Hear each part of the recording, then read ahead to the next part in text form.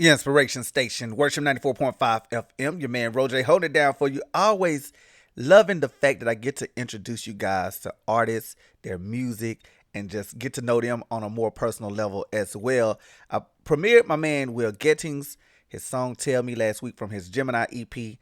Was on a mission to make sure I got to speak with him. So now I got him on the phone. Will, how are you, man? Man, how are you? I'm pretty good. I appreciate you touching base with me. First of all, your EP is named Gemini. I'm a Gemini as well. When is your birthday? June 17th. Okay, you're a June Gemini. See, the June Gemini is a little more chill than the May Geminis. But hey, people at the major Geminis try to be like, yeah, y'all June ones are the crazy ones. I'll be like, well, I don't know. It's the May Yeah, that's ones, crazy. trust me. So you just dropped that EP on September 24th. It's a Mhm, very easy listen. I noticed that you wrote you wrote all of the songs on there. So let me mhm. know, like when you sat down to do this EP, what was your mood? What was your mindset? And what did you actually want to get across to new listeners? Well, it's actually funny. And so the only song that I wrote on there by solely by myself is the last song, Problems. But the other songs, it was co-written by me and at least one other person. And that's my favorite way to write songs is to collaborate and bounce ideas off other amazing songwriters. So shout out to my friends that wrote it with me. But to be completely transparent, you're the first person to catch this is I'm a songwriter that pitch songs to other artists, right? And so I have songs in the pipeline that's coming out with some of the biggest R&B and pop acts like in the world, but I can't really speak on it until paperwork and the songs getting out.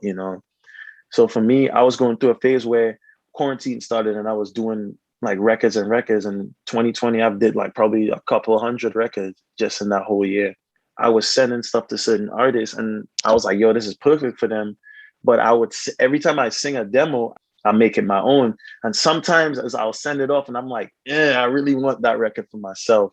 So really this project is a combination of some of those records that I was like really low key hoping that the artist didn't take so that I could keep it for my own artistry. And then I just went together with my brother and just we just pieced together some vibes that we felt were very cohesive with each other. So that's really Okay. how Gemini came about. I would say that I wanted to say songs that kind of, because you know how they try to say that the Gemini is two-faced and two personalities. I wanted to do a combination of that. So if you really listen to some of it, on one end, I'm like, uh, everything's paid for. And then the other song is like, I'm heartless. Like, you know what I'm saying? And it's like, so I wanted to show that it's just like, and then have certain songs like, yo, I'm the antidote. I'm like the solution to your problems. But then the other one's like, yo, I could be the problem too. Like, I thought this was common sense. Like, even common sense is like a contradictory kind of song. It's like I'm saying I'm doing this stuff and being intimate with her, but I thought it was common sense that we there's no real future with this. So it's like, the kind of things that they mock Gemini's for, I was like, yo, this is perfect. Gotta Yeah. love that. Now I premiered "Tell Me" earlier this week on my show because that's probably Hey, my favorite song. But that's almost because I can relate to that one so much. Like I'm a very literal person, so I don't know if that's a Gemini thing too. Like you have to tell me, you have to smack me over the head with what you're trying to get across because I'm not gonna read your mind. I can't read your mind. So tell me a mhm. little bit about the backstory of "Tell Me" and how you crafted that song. All right. Well, first off, my brother produced it. My blood brother, big brother. He produced by JR. We were in Atlanta at the time, and he produced a beat, and he was playing it throughout the house. And I was like, "Yo, this is wavy. Like, I love this beat." So I had him send it to me, and I wrote this song with my good friend AJ. Shout out AJ. And I was just like, "Man, let's write a song called Tell Me," because I felt like I was like, what you just explained is just like in certain situations you will be wanting to be there for someone, be there for your significant other, and you're just like they say they had a bad day and they're sitting there down, and you know that the energy's off, but they're not wanting to be transparent, and you have to do all this diving and figuring out. It's like, tell me, like you've been acting crazy for a minute, so it's like, how am I supposed to help you if you don't tell me? So like, I just think that. You know what I'm saying? Even with the pre-chorus coming in, I can't read your mind, so how can you blame me? Like the more that I try, you just push me away. It's like instead of pushing me away, embrace me and like for me, it's like I have four sisters and like a beautiful mother that taught me a lot of emotional intelligence and stuff like that. You know what I'm saying? And so in relationships, I feel like communication is like the biggest key. And so I just was trying to create a song that kind of, even though the beat and stuff is real high energy, the message is actually kind of like, you know what I'm saying? Like, just tell me, you know? Right. So Well, you definitely did, man. And I'm not even gonna lie to you. After I played the EP several times on repeat, I went to your YouTube channel and then I watched all of these performances, your series that you got on YouTube where you're doing covers and everything, which I think is always a genius thing to do.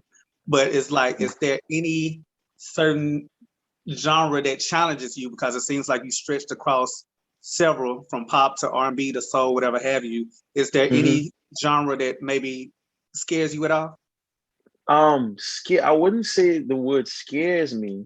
I'm never scared by music. It's only inspired. Like if there's something that challenges, I think the word is challenge. Like when I get challenged, I get excited, you know, because for me, it's just like I've put in the hours to where I'm doing music at a high level. And so it's just like it's always gonna be right here. And whenever something takes me right here, I get excited because I'm just like, dang, it almost is like, you know what I'm saying? It's like you're a hunter and you haven't hunted in like 2 years and then you get an opportunity to, you're like, dang, I feel like a man though. You know what I'm saying? So I feel like every time I'm challenged, I just love that. And to be honest with you, certain genres, I feel like genres that I'm not really that experienced in. Like I did a country EP with my brother on this other artist. And for me, it's like I grew up in Nashville, so it wasn't the type of music I was making at the moment, but I was excited because it challenged me, and I had to dig into a different kind of bag to bring forth an authentic country song, you know, to the point where people are not going to know that two island mother effers made it. You know what I'm saying? Right. So my brother and I are very based in different genres, and you know, and we could do everything from hard metal music to reggae and stuff like that. And it's just like there's this whole spectrum of music that we tap into, and not a lot of people could successfully do that. And I think that's something that's going to be something that makes me stand out amongst a lot of artists, at least right now in this time.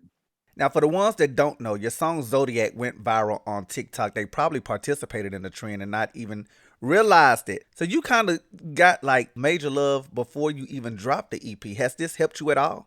Yeah, so I actually was just talking to a friend, man. And this is not to discourage anyone watching this, but it's the game is so gate kept now that I created one of the biggest trends in 2021 with the Zodiac song.